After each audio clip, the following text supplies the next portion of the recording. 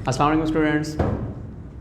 हमने previous topic में study किया था वेपर प्रेशर को, कि वेपर प्रेशर क्या होता है कि उसमें दो चीज़ें होती हैं, एक इवेपोरेशन का प्रोसेस होता है और कंडेंसेशन का प्रोसेस होता है। जब इवेपोरेशन और कंडेंसेशन दोनों इक्वलिटी में आ जाते हैं तो हम उसको वेपर प्रेशर का नाम देते हैं। तो वेपर प्रेशर को मेजर करने के डिफरेंट मेथड्स हैं। तो सबसे इम्पॉर्टेंट मेथड है मैनोमेट्रिक मेथड। ये मेथड यूज़ किया जाता है for the measurement of vapour pressure. Vapour pressure को मेजर करने के डिफरेंट मेथड्स में से जो कि एक मोस्ट इम्पॉर्टेंट मेथड है जो कि मैनोमेट्रिक मेथड, हम इसको यहाँ पे स्टडी करेंगे। मैनोमेट्रिक मेथड में क्या चीज़ बताई जाती है कि ये एक ऐसा मेथड है जिसमें हम डिफरेंट स्टेप्स के थ्रू वन बाय वन जो है हम किसी भी लिक्विड का प्रेशर, वेपर प्रेशर फाइंड कर सकते हैं। कोई भी लिक्विड आपके पास हो तो उसका हम इसी प्रोसेस के थ्रू जो है वेपर प्रेशर फाइंड करेंगे। अब सबसे पहले क्या हो कि आपके पास ऑपरेटर्स किस तरह का होना चाहिए। ऑपरेटर्स में सबसे पहले ये डायग्राम आप लोग देख लें कि डायग्राम जो है इसमें ऑपरेटर्स के अंदर डायग्राम में सबसे पहले ये जो एक बात सा है इसको बोलते हैं थर्मोस्टेट, ठीक है। और ये जो एक फ्लास्क टाइप स्ट्रक्चर है इसको मैं इस तरह बंद कर देता हूँ। यहाँ पे इसको कॉर्क से बंद किया होता है। अब ये इसको बोलते हैं राउंड बॉटम फ्लास्क और इसके अंदर हमने लिक्विड रखा हुआ है जिसका हमने वेपर प्रेशर चेक करना है। और इसको हमने इस जो ट्यूब है जो यहाँ से निकल रही है इस राउंड बॉटम फ्लास्क से, इसके टू पार्ट्स हैं। एक पार्ट जा रहा है इस ये जो आपका ये वाला एक स्ट्रक्चर नज़र आ रहा है इसको बोलते हैं मैनोमीटर, ठीक है ना। इसी वजह से हम इसको मैनोमेट्रिक मेथड बोलते हैं। ये मैनोमीटर होते हैं जहाँ से हम इसकी मेजरमेंट करते हैं। और इसी फ्लास्क का जो सेकंड पार्ट है वो जाता है, ये कनेक्ट होते हैं वैक्यूम पंप के साथ। वैक्यूम पंप मतलब ये एयर को सक करने के लिए यूज़ किया जाता है। जो इसके अंदर एयर होती है ना, तो उसको हम इधर से इसको ओपन करते हैं तो एयर जो है इसके अंदर आ जाती है, इसको वहाँ से निकाल लिया जाता है। अब इसके जो पार्ट्स हैं, एक तो आपका वाटर बाथ है, दूसरा इसके अंदर लिक्विड होता है राउंड बॉटम फ्लास्क के अंदर, और वहाँ से एक ट्यूब को निकाल के एक उसको कनेक्ट किया जाता है एक मैनोमीटर के साथ, और उसका दूसरा पार्ट कनेक्ट होता है वैक्यूम पंप के साथ। जो मैनोमीटर होता है इसको देखें, ये जो मैनोमीटर है इसके अंदर एक लिक्विड भरा होता है, लिक्विड टाइप स्ट्रक्चर होता है जिसको हम मरकरी बोलते हैं। इसके अंदर ये मरकरी का एक कॉलम होता है, मरकरी भरा होता है। जैसे इधर से वेपर प्रेशर बढ़ता है इस वजह से इसके अंदर चेंजेस आते हैं। ये जस्ट उसका एक इंट्रोडक्शन है कि हमारे पास इंस्ट्रूमेंट किस तरह का होता है। क्या चीज़ें हैं, थर्मोस्टेट है जिसके अंदर हमने एक राउंड बॉटम फ्लास्क को रखा हुआ है, उस फ्लास्क के अंदर लिक्विड है जिसका हमने वेपर प्रेशर चेक करना है, और उसी में से एक ट्यूब है जो दो तरह से कनेक्टेड है, एक मैनोमीटर के साथ, दूसरी साइड वैक्यूम पंप के साथ कनेक्टेड है, ठीक है ना। और मैनोमीटर के अंदर क्या चीज़ है, उसके अंदर मरकरी जो है, मरकरी ये एक मेटल होती है जो कि लिक्विड फॉर्म में हमें मिलती है। तो मरकरी जिसको आम जुबान में पारा भी कहा जाता है, इसको इसके अंदर भर देते हैं मैनोमीटर के अंदर, जिससे हमें उसकी मेजरमेंट करते हैं, ठीक है ना।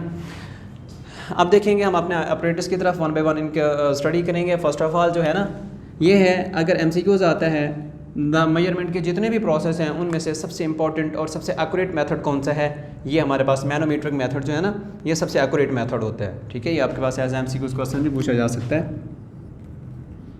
अब इसी से रिलेटेड जो है एक्यूरेट मेथड कौन सा है वेपर प्रेशर को चेक करने के लिए, मैनोमेट्रिक मेथड, ठीक है ना। अब उसके साथ है the tube is fitted in round bottom flask. Diagram आपके सामने थी, डायग्राम के अंदर मैंने क्या बताया था कि एक राउंड बॉटम फ्लास्क है, वहाँ से ट्यूब को निकाला जाता है, ठीक है ना। उसके अंदर ट्यूब हम एक फिट कर देते हैं। अब ये जो ट्यूब है जो राउंड बॉटम फ्लास्क निकल रही है वो कहाँ जा रही है, ट्यूब फ्रॉम द फ्लास्क किस तरफ जाएगी, उसके टू पार्ट्स हैं, टू एंड्स होते हैं। उसका वन एंड जो है वो कनेक्ट होता है मैनोमीटर के साथ। अभी जो मैंने इसका इंट्रोडक्शन दिया था स्ट्रक्चर का, ट्यूब जो राउंड बॉटम फ्लास्क से निकल रही है ना उसके टू पार्ट्स हैं, टू एंड्स हैं। उसका वन एंड कहाँ जा रहा है, वन एंड जो है वो कनेक्ट है मैनोमीटर के साथ, उसका जो दूसरा हिस्सा है वो कनेक्ट होता है वैक्यूम पंप के साथ, ठीक है ना। ये उसका ऑपरेटर्स है कि ऑपरेटर्स किस तरह का हमारे पास किस तरह से अरेंज होता है। नेक्स्ट आ जाते हैं उसकी वर्किंग है कि वर्किंग में हम क्या देखेंगे कि किस तरह से ये वर्क करता है और किस तरह से हम उसके अंदर जो है वेपर प्रेशर को आइडेंटिफाई कर सकते हैं, डिटरमिन करते हैं। फर्स्ट ऑफ ऑल वर्किंग में उसके अंदर जो आपने उस लिक्विड भरा हुआ था ना राउंड बॉटम फ्लास्क के अंदर, फर्स्ट ऑफ ऑल आपने क्या करना है, उसको liquid in the flask frozen आपने उसको फ्रीज़ करना है, ठीक है ना।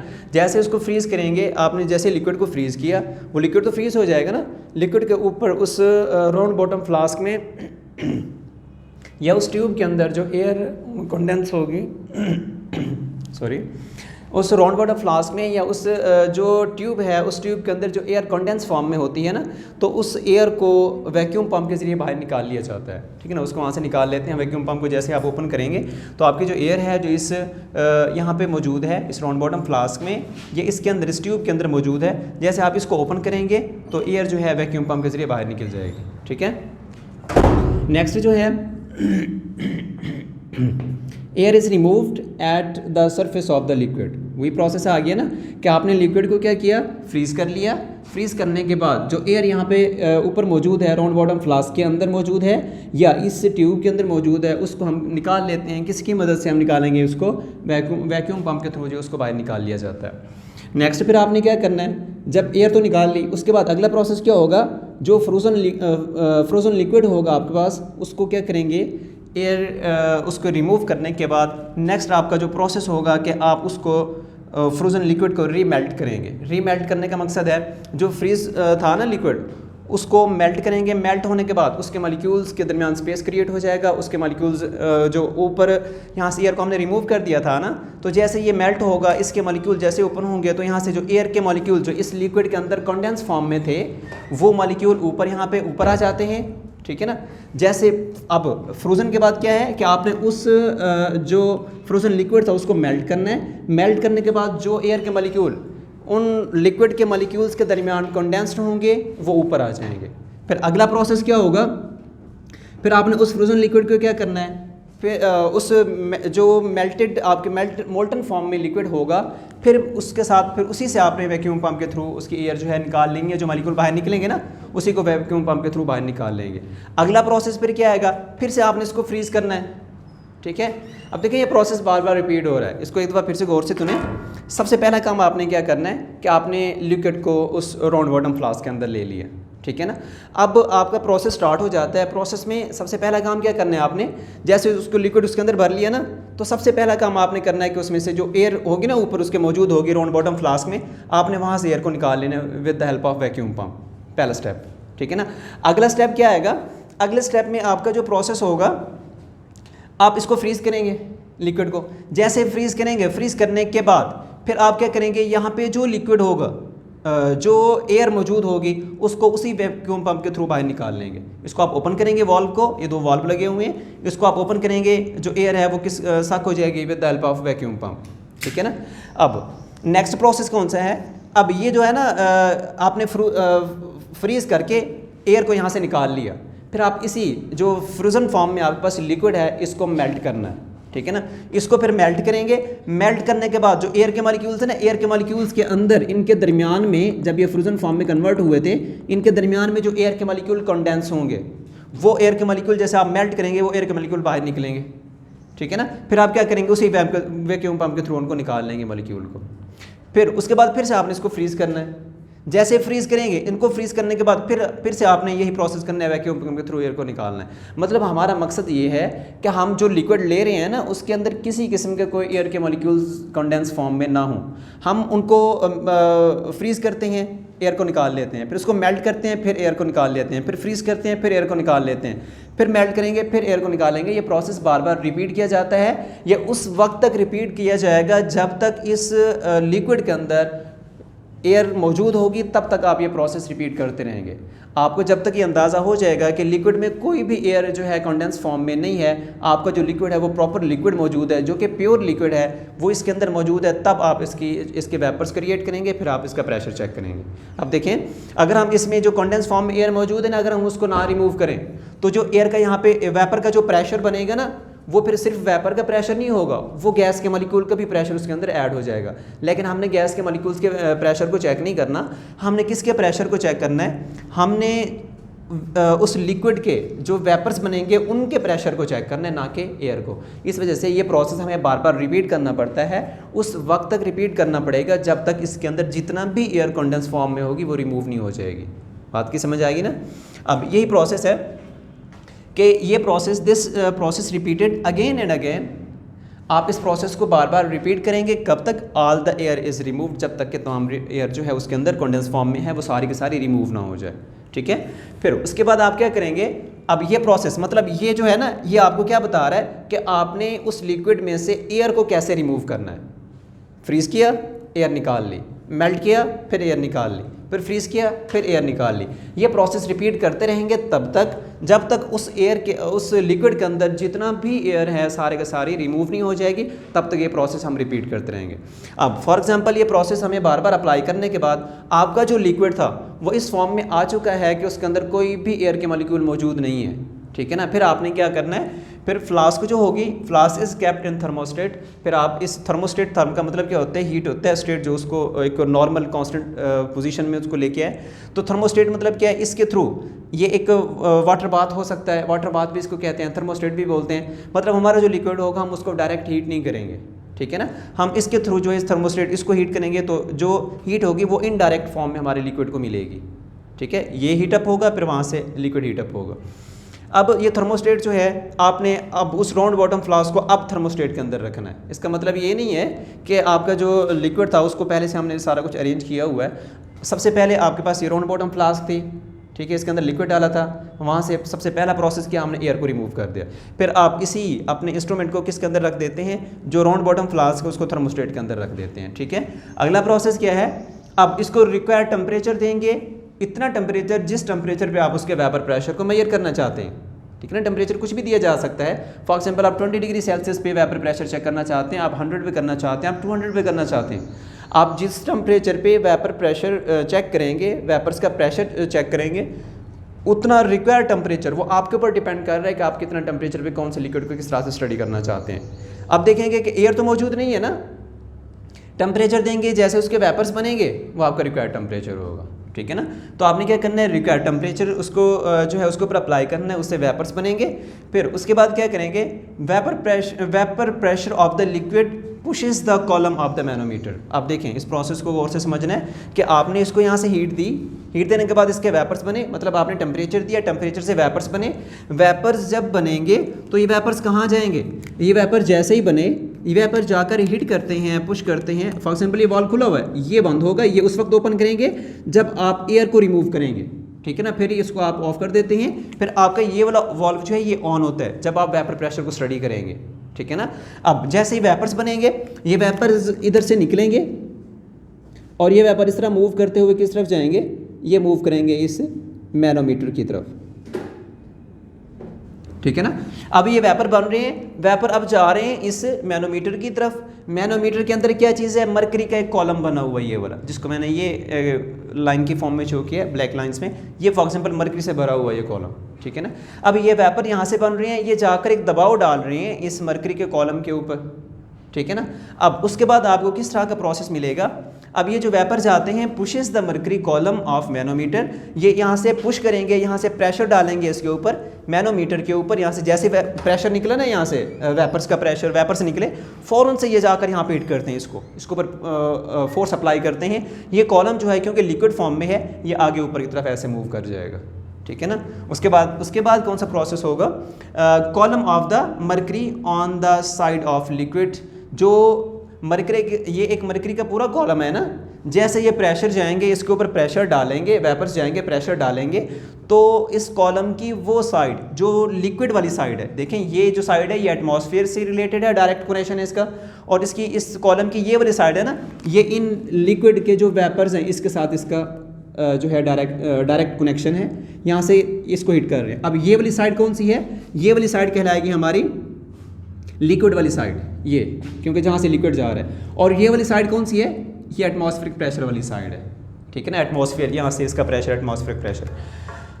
अब जैसे ही वेपर्स यहाँ से निकले, ये जाते हैं इस कॉलम को, मरकरी कॉलम को फोर्स लगाते हैं उसके ऊपर, और ये कॉलम जो होता है इसकी ये वाली साइड लो हो जाती है। देखें आपको नज़र आ रहा है कि ये हाई है और ये लो है। ये किस वजह से लो है, इन वेपर्स के प्रेशर की वजह से लो है, ठीक है ना। ये वेपर्स जाएंगे, वेपर जाकर मरकरी के कॉलम के ऊपर पुश करें, उसको पुश करेंगे, फोर्स लगाएंगे, तो वो वाली साइड जहाँ से वेपर्स गए थे वो क्या हो जाती है, लो हो जाती है, ठीक है, वो नीचे हो जाएगी। और दूसरी साइड सेम, यहाँ पे डॉटेड का मतलब यही चीज़ है कि column of the mercury on the side of atmosphere, ये दूसरी साइड कौन सी है, ये डायरेक्ट किसके साथ कनेक्ट है, हवा का प्रेशर है यहाँ पे। ऐसे अगर किसी चीज़ को हम ओपन रखते हैं ना तो मतलब क्या हुआ, अगर कोई चीज़ ऐसे वाटर है, फॉर सिंपल एग्जांपल है कि वाटर अगर इस तरह पड़ा हुआ है, एक ओपन बर्तन में पड़ा हुआ है, तो वो इवेपोरेट नहीं कर रहा, मतलब हवा का प्रेशर है जिसकी वजह से वो अपनी नॉर्मल पोजीशन पे है।